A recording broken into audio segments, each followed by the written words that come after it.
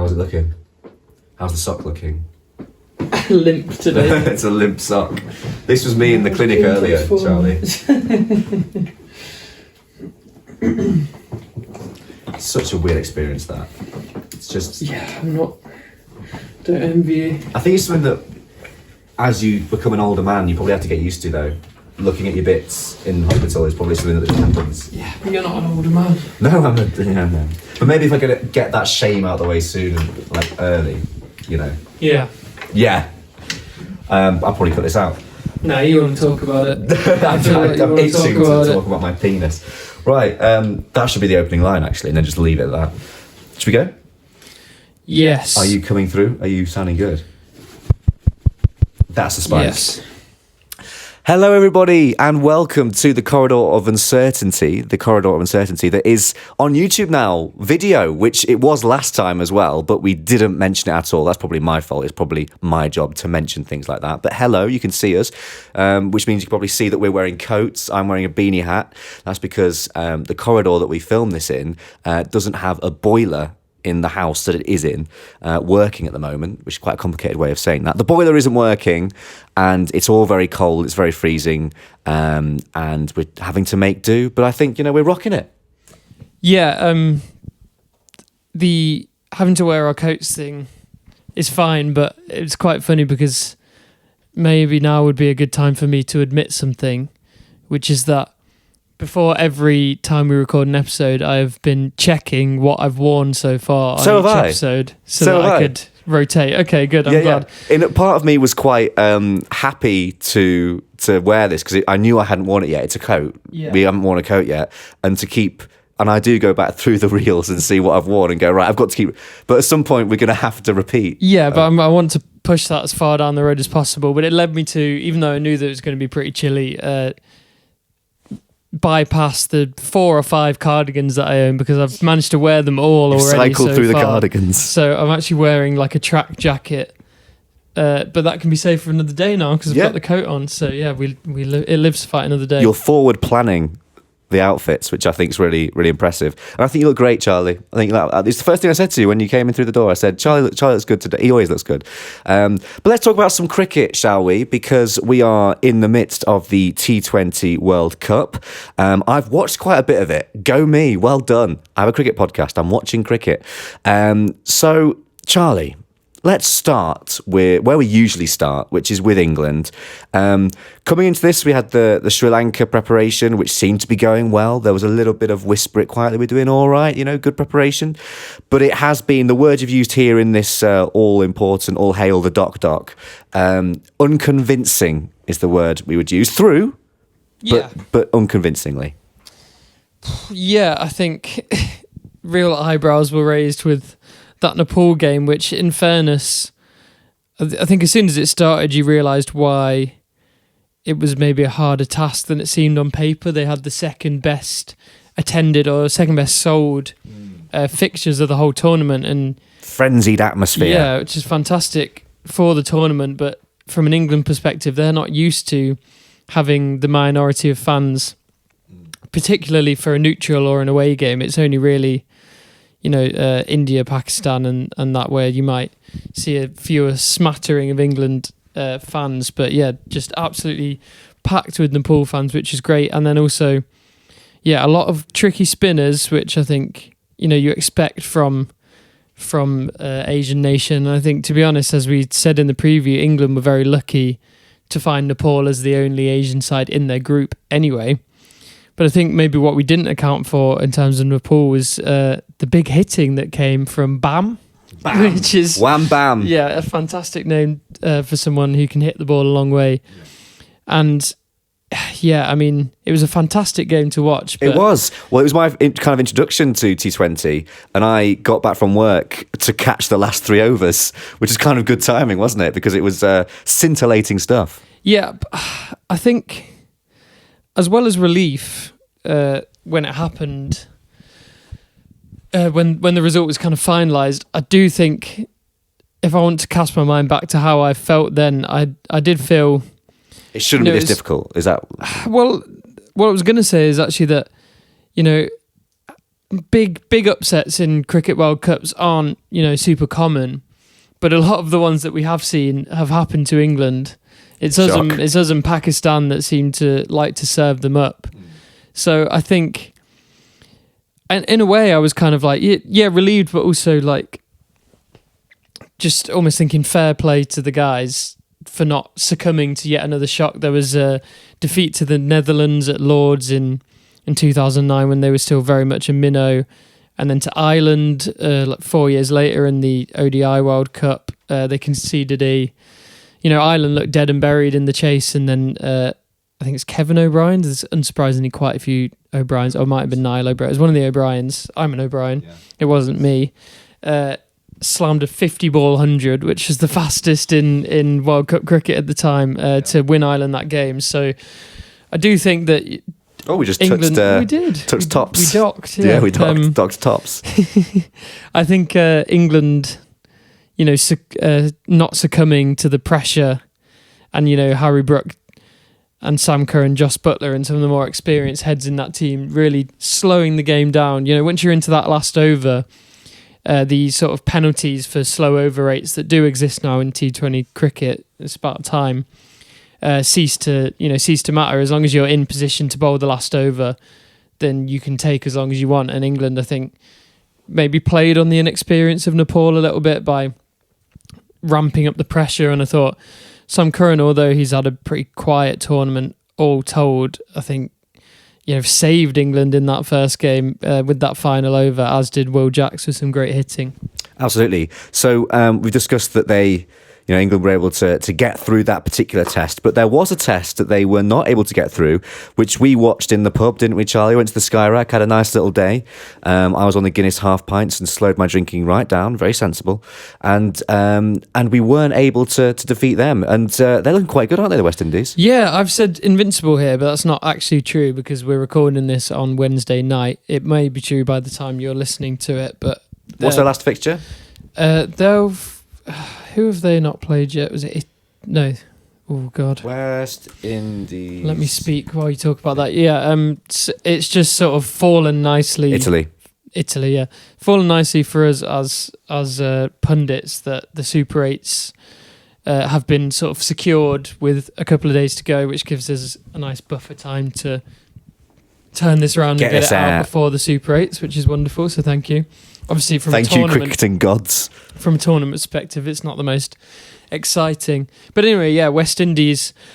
I was trying to, you're asking me to sum up West Indies when we were walking to the pub the other day, and it's just a really tough task these days because at one stage or another they have been, the dominant force, and not only that, but pioneers in every format of the game, but also their stock has fallen either over 4 decades in the case of tests or 5 years in the case of T20s. And for T20s, even as the others fell away, they were still formidable on their day, but that golden generation has slowly faded away, or more realistically popped in and out with various retirements and unretirements. And that's another thing that's dogged West Indies, is quite a chaotic politics that is not helped by the fact that they're not a nation, as I was saying to you you the were other saying day, how hard it is to group different nations, island nations as well, into one sort of cohesive strategy. I can imagine that's quite difficult. Imagine the UK trying to do that. We wouldn't be able to do that. We're just lucky that none of them are actually from Scotland or Wales. Apart from Phil Salt was born in Wales actually, and of course none of them from Scotland because Scotland are a team. Yeah, Scotland. But we have nicked 1 or 2 of their players before, and Ireland, of course. But yeah, and then you mix in with that the fact that in the T20 age, West Indies have been one of the hardest hit by players retiring early to pursue franchise opportunities.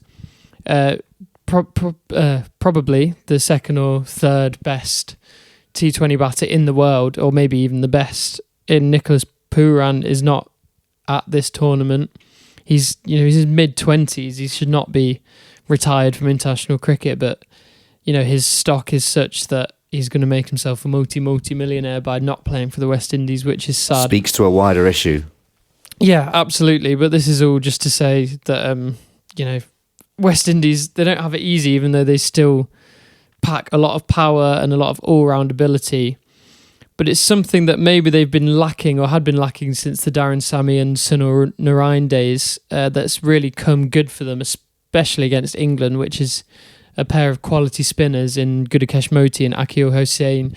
And then Ruston Chase, who's one of those sort of professional great names. England destroyer. Yeah. Who just Is he only ever seems the to huge? turn up. Who's the huge chap? The one that's absolutely massive. Oh, it doesn't really narrow it down. To They're quite large. Jason Holder, he's also like an England 6'8" destroyer. or something. Yeah.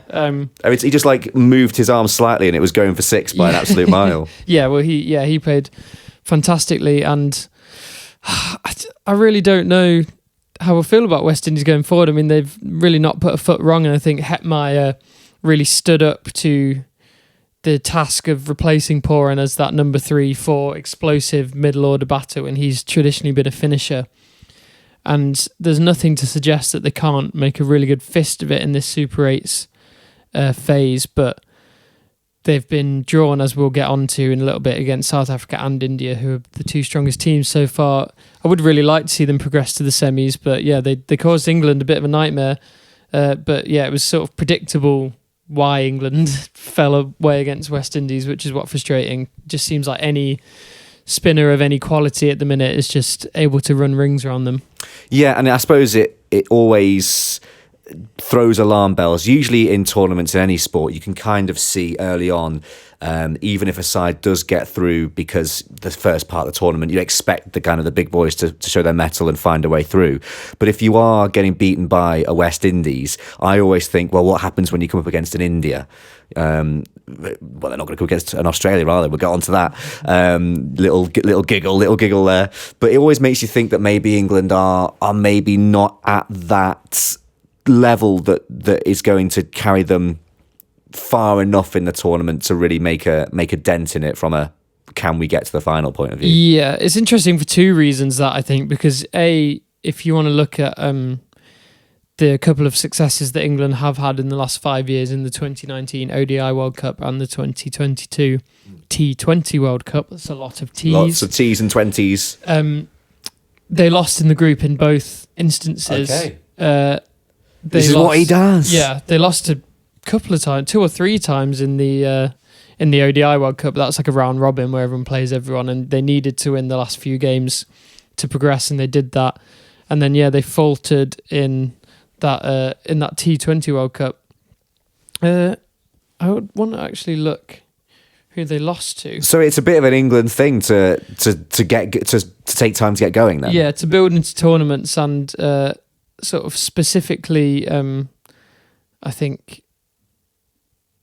Specifically the how to phrase this, or more realistically, what was I going to say? Yeah, specifically Adil Rashid really builds into a tournament traditionally, and he is crucial. Yeah.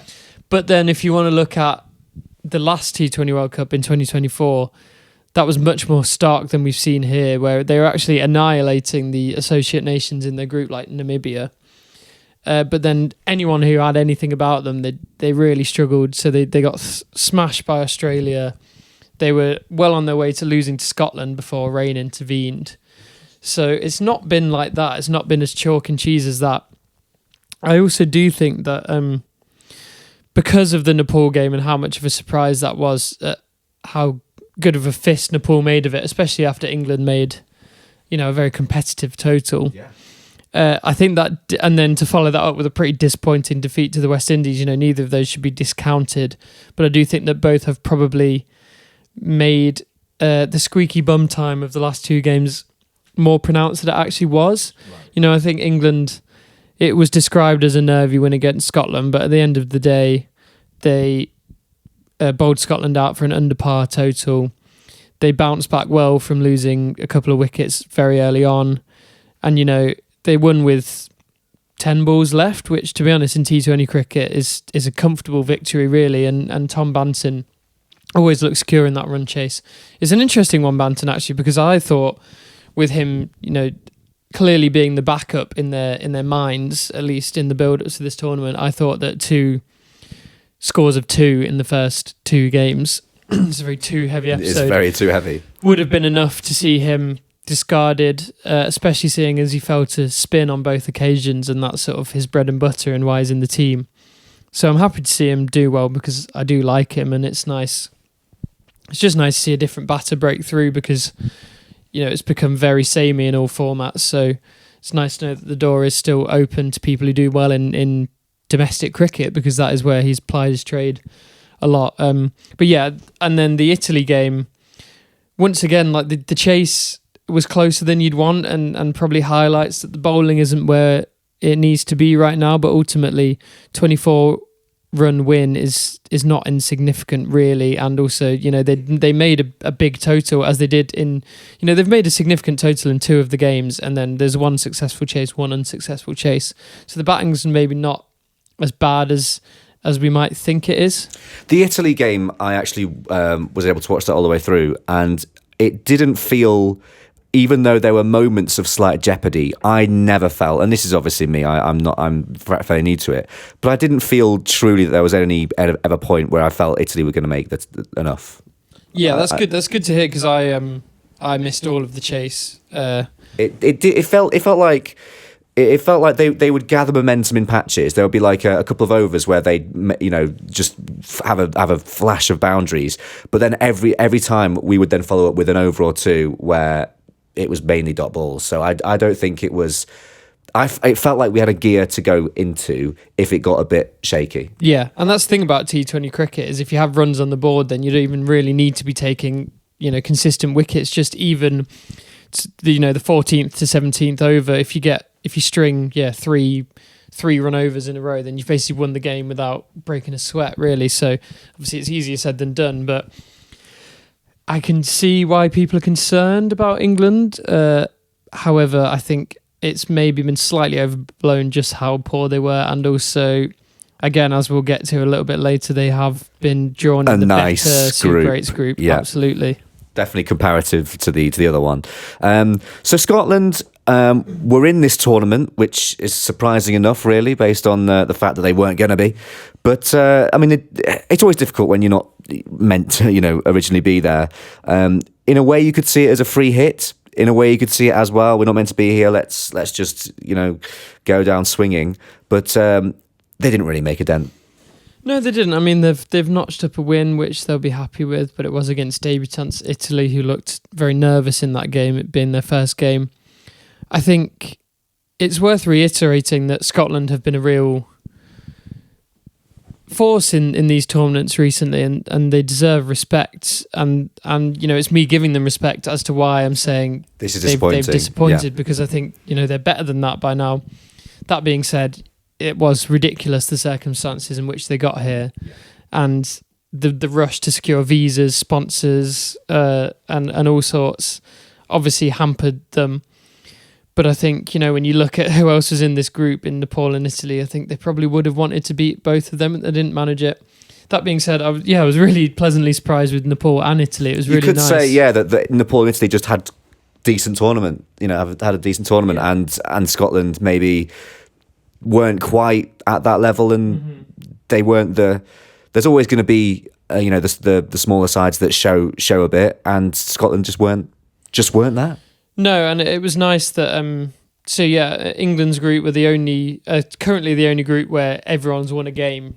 It didn't transpire into like a nail biting finish, but it's just nice to have that competitiveness, and I do think that the move to a 20-team World Cup in the last edition has been justified by the fact that the associates have thrown their weight around in this tournament, which has been really nice to see.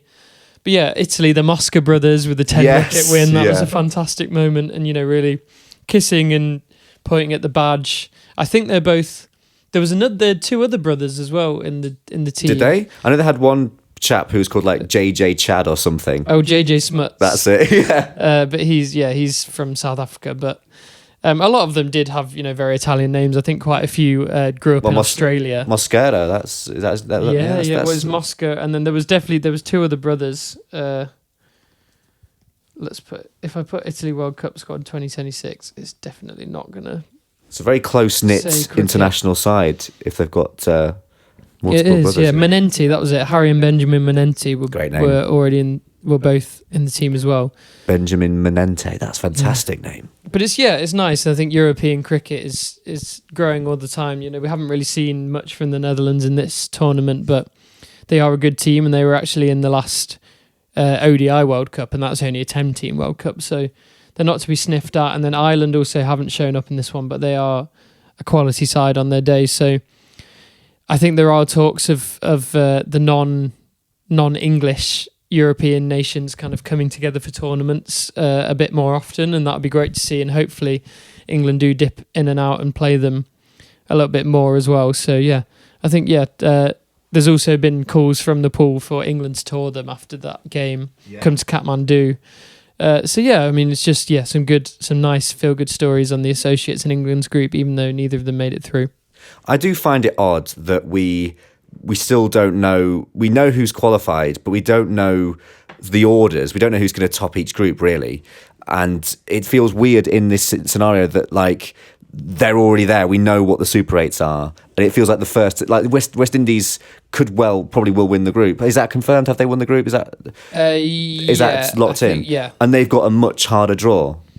It's just random, isn't it? Yeah, it doesn't really seem doesn't fair. work like I that, mean, and as we touched on last time, the groups were pre-seeded, so definitely I couldn't find out what the groups would have been. No. But then 3 days ago, all of a sudden they just appear, and it's like, well, it was always going to be these. So it's just a weird one. I do understand it from a perspective of splitting India and Sri Lanka, because the whole of Group 1 is going to be in India and the whole of Group 2 is going to be in Sri Lanka, and that's good. And Pakistan playing in Sri Lanka, is that probably why they've done that? Yeah, and that's not gone true. with India. They're not with India. That's interesting. Yeah, because I guess then India would have had to play all their games. Well, no, their Pakistan game in Sri Lanka again. Yeah.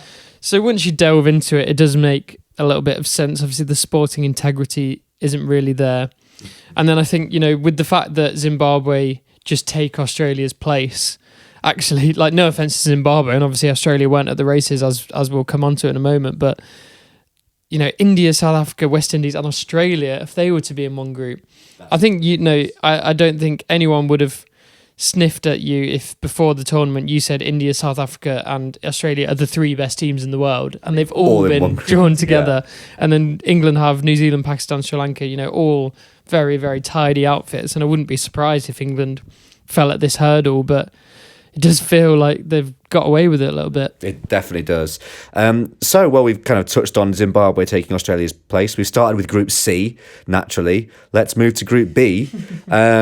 Australia are out, rained out. That's always nice to see, isn't it? Yeah, but to be fair, they weren't rained out. They'd lost 2 games, and Zimbabwe only actually needed 1 point from the last 2 games to win, which was very possible. Yeah, I think they would have done it. Zimbabwe are a good team. They're not an associate, as we would call it. They've had test status for a long time, and they've almost been. You don't want to call them a sleeping giant, because they've never been giants, but they are a very, very good team. And in the 2022 T20 World Cup, they shocked Pakistan as well. I don't think they quite made it out of their group on that occasion, and Pakistan actually made it to the final. But they're a very good team, and it was actually Blessing Muzarabani who did the damage in that game as well. He's such a nice bowler to watch and seems like such a quality character, so I'm very happy for him. And Sikandar Raza, their captain, is a proper stalwart of modern T20 cricket. He pops the ball around the world, and he's a canny spinner and a good hitter,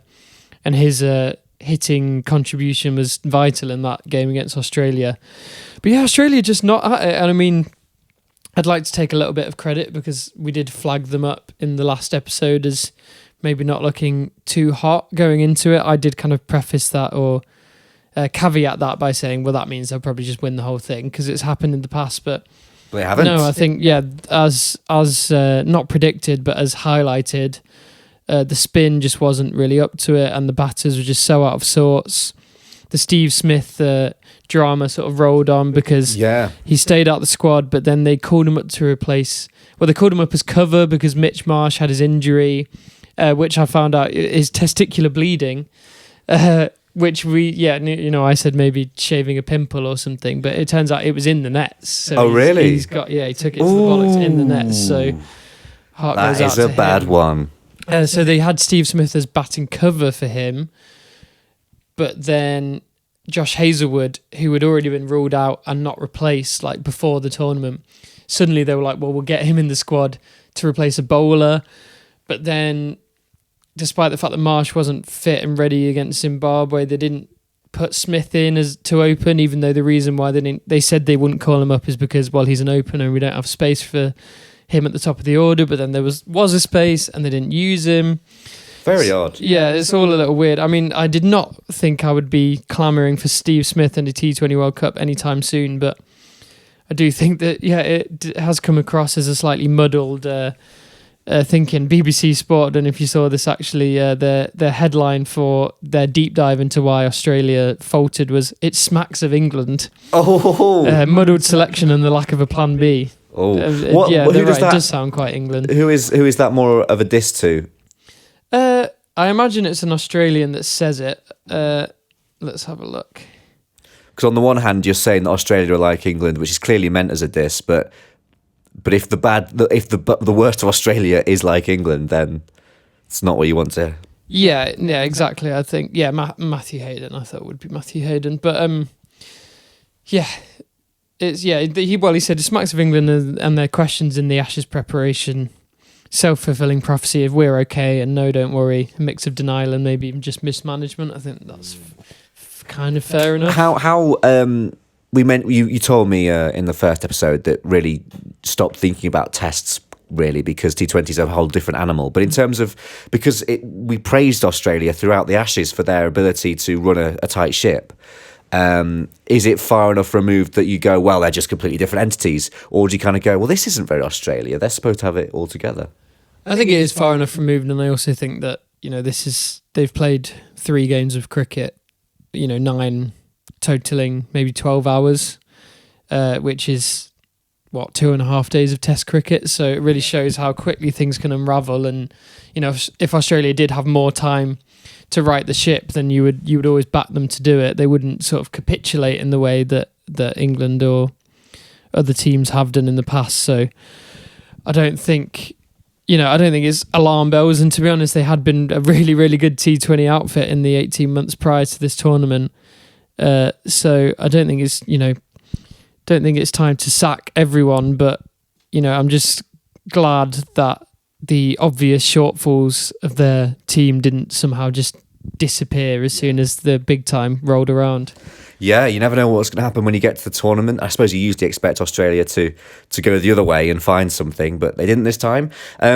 We spoke about Zimbabwe, so should we have a chat about Sri Lanka, Charlie? They're joint hosts and, looking all right. How would you assess their progress? Yeah, I think, Sri Lanka are a very, very competent cricket team and maybe don't always get the credit they deserve, but then maybe partly that's just because they haven't done much in one of these tournaments for a long time. But I thought, particularly that Australia game was really impressive because they were going to probably make it through regardless of that game, and Australia needed the win, and maybe you'd think usually that would be a bit of a recipe for a slightly, lackluster performance. But no, after bowling Australia out in exactly 20 overs for 181, they breezed it. They chased it down in 18 overs, 2 wickets down. It was the first 100 of the tournament from Pathamasanka, who'd also taken a screamer of a catch early in the day. I mean, they've played all the games in Sri Lanka so far, and they play all the Super 8 games in Sri Lanka as well. So it's a real opportunity for them to stamp their authority in home conditions. The thing that's making this all slightly strange to compute is that, you're just thinking, is this the same Sri Lanka team that just lost 3-0 to England in Sri Lanka? Yeah. And conversely, is this the same England team that just beat Sri Lanka 3-0 in Sri Lanka? What's happened there? So it would be fascinating to see what happens in the game between those two, because you think Sri Lanka have all the momentum, but England will feel very confident that they can beat them. Because we know they can. We've seen it. So let's move on to Group A. But coming into this, it was, I think the title of the episode was, Can Anyone Stop India? Who can stop India? They are looking imperious. They're, heavy favourites, joint hosts, of course. would retain it if they were to win it. It all the direction pointed that they were going to be strong, and they have been strong. They're through pretty unscathed, but it hasn't been completely plain sailing. I mean, particularly the USA did run them quite close. What do you make of them? Are we still saying at this point, yeah, they've got through, they've done all they need to do, and they're still favourites, or are there a few alarm bells? Yeah, I think I couldn't believe what I was watching, or mostly listening to actually in that USA game, because the joys of moving to video meant that Spotify took about 7 hours to upload. It's a large file. So I was making sure to use as little internet for other things as possible. So I actually just listened on 4G instead of watching, because I'm dedicated to this. Yeah. So dedicated to this podcast that I will, not watch the cricket when I have the opportunity to watch the cricket, and then come on and talk about the cricket, which you didn't watch because you do this podcast. Yeah, but I couldn't believe what I was listening to. 77 for 6 they were, and it was a proper all-timer innings from Surya Kumar Yadav, who I bigged up in the first episode as this, insane, not hitter because he's got the most incredible technique and innovation, as the guys over at the graphics desk of this World Cup would call it. But I'm sure I've not seen his bar, his but I'm innovation sure he's 100. stats. Yeah, it's probably through. He's probably somehow innovated over. he's innovated beyond 100. But yeah, this was a real mature innings, and he actually played a similar one to the USA against the USA. Sorry, in the USA in the last World Cup, because they were co-hosting it.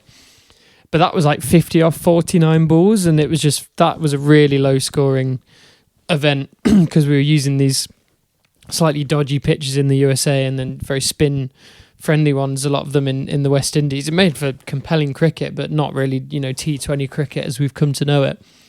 So that was very much the kind of tournament where if someone could just hang in there, which was easier said than done, then, you're allowed to go to run a ball and post something defendable.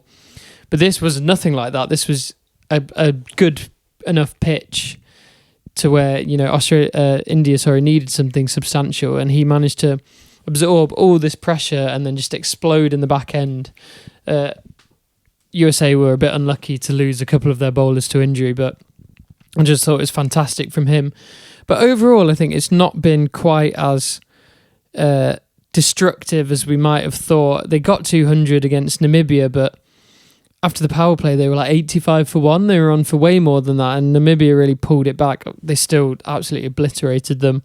And then today against the Netherlands, it got a little bit closer than I think they would have liked. They only made 170 odd. It's not only in old money, but what we've come to expect from India. There was an article or a little video clip on ESPN earlier with the title just why haven't India made 225 yet? As if that's just a thing that you do. Yeah, you just casually make 225. But that is just what they've been like. And Abhishek Sharma, who I really bigged up in the first game. In the first, I guess it is a game. These are games for us. This is a fixture, yeah. We go into battle. Yeah, he is a feast or famine player. He gets loads of ducks and loads of massive scores. Really nicely put, Charlie. I like that. Thank you. But yeah, it's been all famine so far. He brilliant.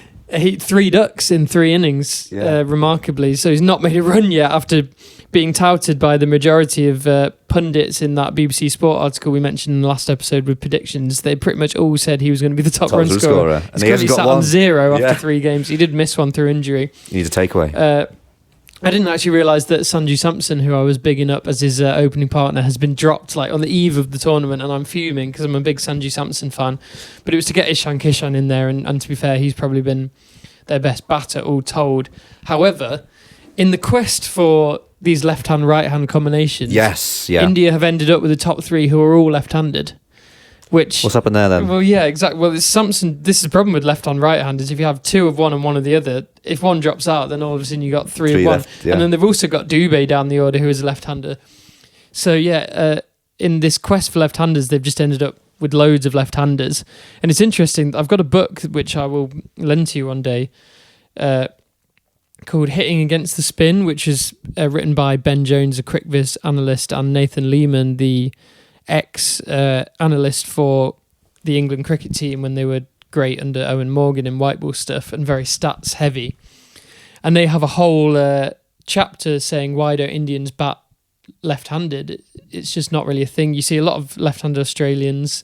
In other nations it's a bit more of an even split, but in years gone by it's not been abnormal to see an entirely right-handed Indian top 5.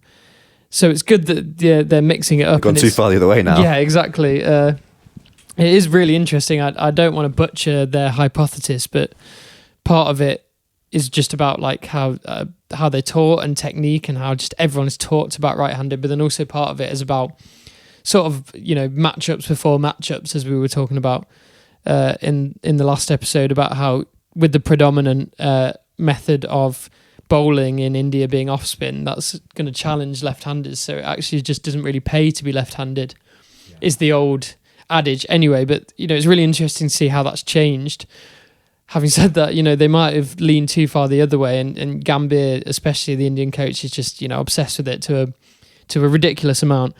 However, even though the batting, it's been good, let's not lie, it's just not been quite what I thought it would be yet, but the bowling just looks clinical and stifling and just everything we expected it to be. They're still largely untouched. I know there was that scare, and in a way they'll the way you can always flip these things is they had a scare and they rode it out, and that's a strength. That's what top teams do. So I think there's always a positive spin. They haven't actually been found out as yet, and maybe they'll just find another gear and get stronger.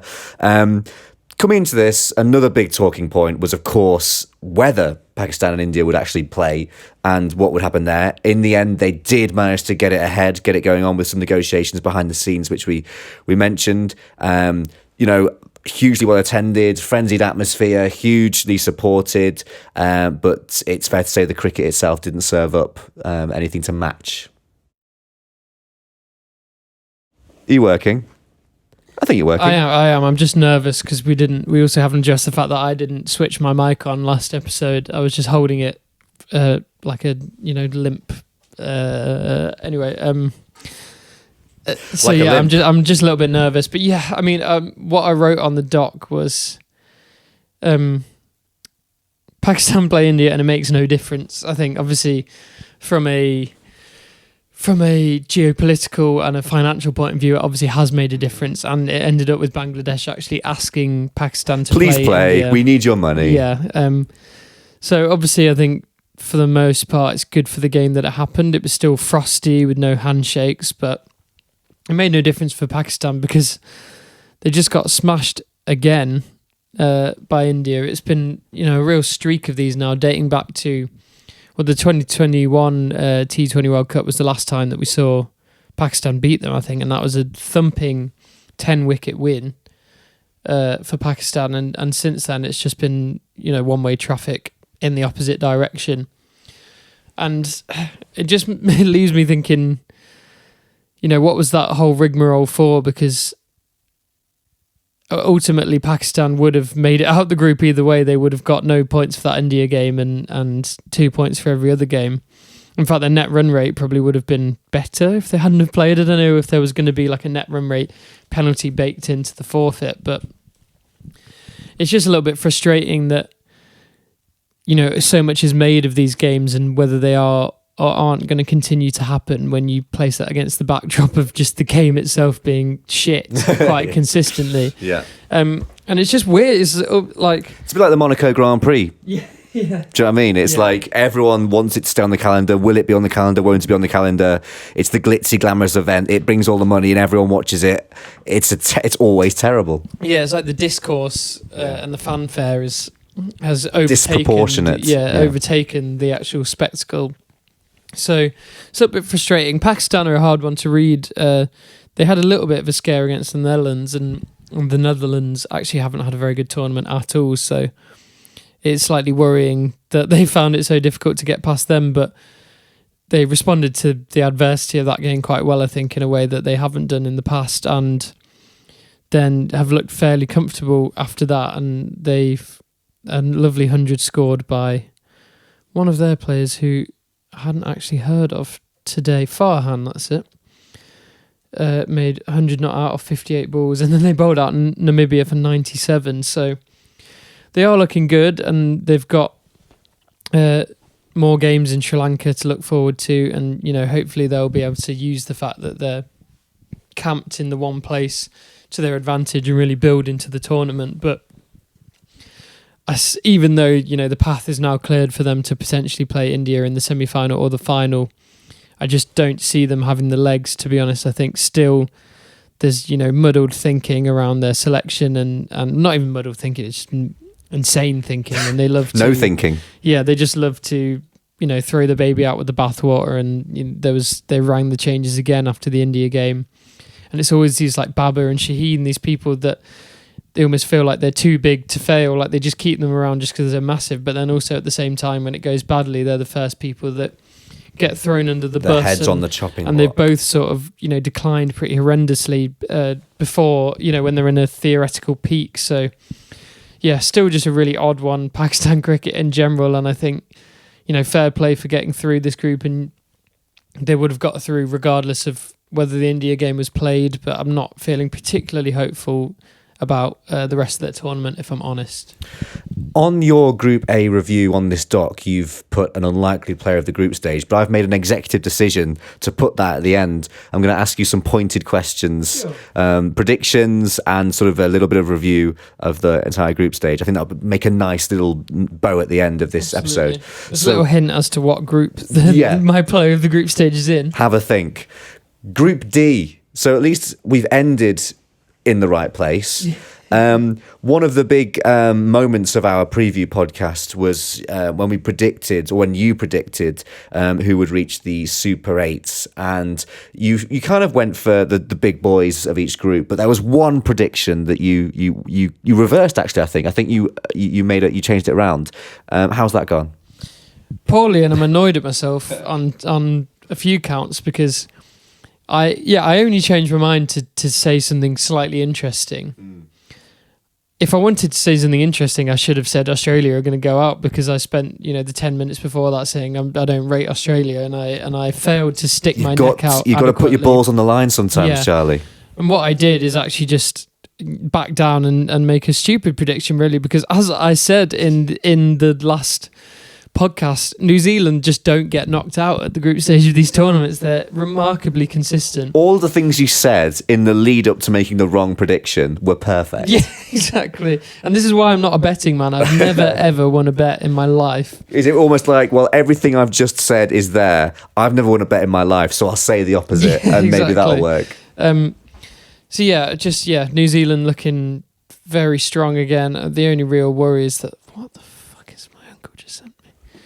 What? I missed that. Show me again. It was Russian. What? Website catch. Should we watch this? Let's come on, live on the pod. Charlie's been sent a Russian text, just a video. This is my uncle who barely uses the internet. He sent me a YouTube short. It's called Puddle.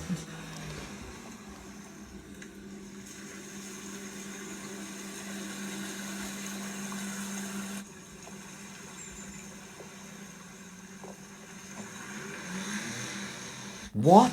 What the? What? Nothing happened. What? It's a man walking on a broken wall with something behind his back, Like a brick? past a puddle. It's in the playlist "Wife Driving" by But K Media. It's in Russian. But that suggests that what it's trying to do is a little sexist joke. Ha ha ha. There's nothing wrong with that driving, is there?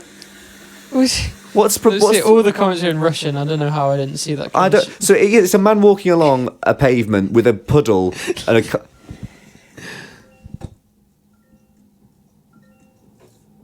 Oh, that's okay. not good. My uncle can't drive, by the way, so I don't know why He has no right. He has no right. I think it's I don't want to flame him on the podcast. I'm sure he's not done that on purpose. But what was it? But he must have. He must have come across that video. I don't know why he's on YouTube Shorts. I didn't even know he had YouTube. The reason why I looked at the message is because I'm potentially booking him an Uber tonight because he can't do it himself. Not because he doesn't have the app or an iPhone or anything. So. Yeah. Well, that would suggest a lack of technological awareness that could lead to sending a random Russian. Yeah. Maybe he just doesn't know where he is in terms of the internet world. I mean, he's just like, what's happened here? Maybe Charlie can help. Let's just put an SOS out. But yeah, that even like reels, even if you don't kind of get them, usually there's a kind of a meaning to them. Yeah. The next one was a bit more. We scrolled down to the next one, and that was a bit more like, oh yeah, that's just Yeah, my wife can't drive, but I really don't know what the first one was supposed to be about. At least the second one had a point. Yeah, New Zealand, looking good. The bowling attack looking solid as always. I think the way they've chased in particular. I love how quickly he just locked back into the cricket. It's like, right, we've done that bit now. I just want to kind of forget that I saw that, to be honest. I don't know what it means. Yeah, I think the way that New Zealand have chased will be particularly sort of reassuring to them. Tim Seifert in particular at the top of the order has looked really good with a couple of 50s. They were just brushed aside though by South Africa, who were, I'd say, in the most ominous form of anyone to get through the group stage. Well, you said South Africa roar through. Those are the words you used. So, I mean, India, as we said, coming into this were the favourites. Has South Africa's competence in the group phase knocked them off that perch for you?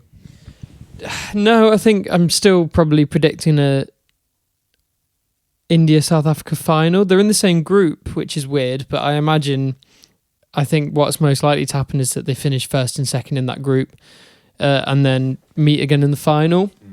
It's interesting because we are going to see them play before that, so that'll give us a better indication of whether there is that gap between India and South Africa that we worried there might be, or whether actually that gap's been closed by some very good performances. I've just really liked how aggressive South Africa have been in chasing down targets, and also the bowling attack really hunts wickets, and they've got proper spinners and proper seamers. I think it's also quite heartening in amongst all the drubbings, including that of New Zealand. That game against Afghanistan was proper close. It was 2 super overs. And I rewatched the highlights of that this morning. It was just absolutely enthralling. I think Afghanistan looked down and out at one point and then managed to claw their way back in. It was 13 needed off the last over with 1 wicket remaining. And then Rabada took that final wicket on the first ball of the over. Then it was a no ball, so then it continued.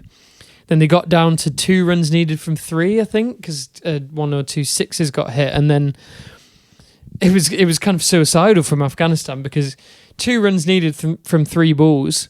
They'd got the single off that third from last ball, which would have left them with 1 run to get from 2 balls, which you're never defending that really unless you take a wicket. And obviously it was possible because they were down to last. But they ran for the second. They sprinted in for the second, got ran out and lost the last wicket. And then it went to a super over.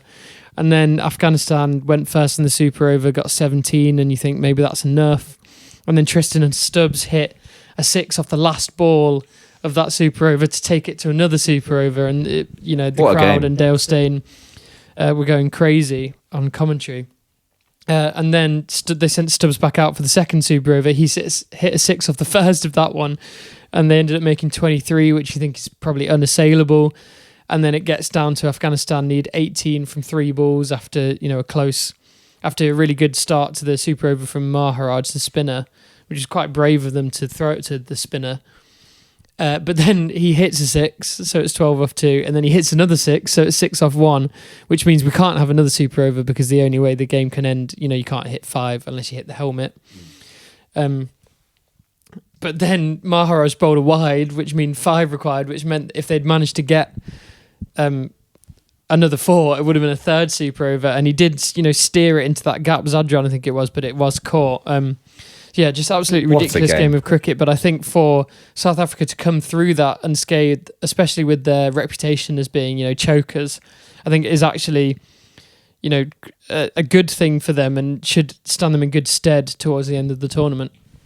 Towards the end of the tournament, we shall look then, well, certainly further down the line of it. Let's have a look at the Super 8. So we've kind of touched on how the groups look. There's one very, very tough group and one, well, they're all tough at this stage, but one considerably less comfortable than the other. So Group 1, you've got India, South Africa, as we mentioned, West Indies, who have had a fantastic tournament, and Zimbabwe. And then in Group 2, England, New Zealand, Pakistan, Sri Lanka. So Charlie, if we were to plot the route, how do you see this going? Yeah, can I just borrow your charger? Of course you can borrow. 5%. Oh, I'm on 100. Fantastic. Well, That's a fair. That's I think it's a called fair sharing. swap. Yes, socialism. So I think India and South Africa will surely make it through that first group. I'd like to see West Indies, mount a real charge. But those two just look by far the strongest in the tournament. Zimbabwe, fair play for making it this far, but I think, we'll probably see them struggle. But I really hope not, because I do like them. And then the second one, it's a lot more unpredictable, really. Tough, isn't it? England don't look in any kind of form. I think I'm going to have to say New Zealand are going to make it through. Yeah. Well, this is where they'll let you down, though, isn't it? Yeah. I am going to now back New Zealand. Yeah. To win it. Yeah. I don't think Pakistan will make it through. But then we've spoken about this. The England beat Sri Lanka in really impressive form pre the tournament, but in the tournament we haven't looked fantastic. So which way do you go? Well, exactly that is between those two. I almost feel like if Sri Lanka do make it through, they'll win the group, and if England make it through, they won't.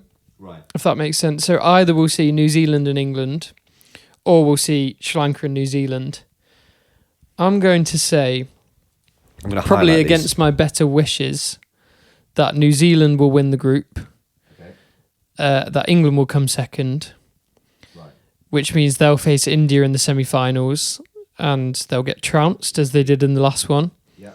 And New Zealand will face South Africa, and that will be a better game, but South Africa will win. Then you got India, South Africa final. Yeah, which I did say in the first place. Yeah. So I'm sticking to that, and I still think that India will win. But yeah, I'm really hopeful that South Africa can go one better than last time. They're looking just like a proper outfit in all forms of the game in the last few years. So what I've done is I've put in South Africa, England, and New Zealand in bold, and I put India in gold. Nice, I like it. And we'll see what happens. So I mentioned the tying up of the first group phase in a nice, neat little bow. You mentioned an unlikely player of the group stage, and you put that in your Group A review, Charlie. It's a little clue there. So who's your player of the group? Wish me luck here. My player of the group is Shadley van Schalkwyk. Shadley van Schalkwyk. What a name. Yeah. How are we spelling that? Shadley.